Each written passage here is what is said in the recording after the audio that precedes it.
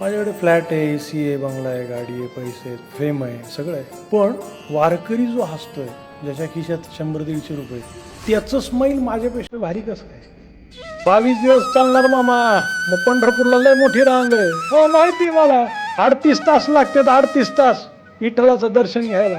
लागू या मग त्याला काय अभंग गवळणी विठ्ठलाची गाणी म्हणत जातात 38 तास. मग काय चालले?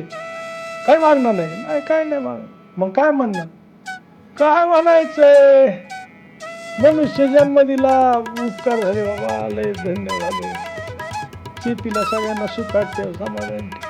काय मी काही मागत नाही. कशा झालं पांडुरंग. पण मग मी म्हणतो की संदीप पाठक जो डायरेक्ट दर्शन घेतो त्याला विठ्ठलाची मूर्ती दिसते, आणि ज्याच्या पायामध्ये चप्पल नाही, काटे कुटे डांबराचे रस्ते तुडवीत पंढरपूर गाठतो, 38 तास उभा राहतो, 40 तास उभा राहतो. पांडुरंग जोपर्यंत दिसत नाही तोपर्यंत भजन, अभंग, गवळणी, भारुड, विठ्ठलाची गाणी गातो. आणि जेव्हा पांडुरंग दिसतो तर संदीप पाठकला विठ्ठलाची मूर्ती दिसते, त्या वारकऱ्याला विठ्ठल दिसतो.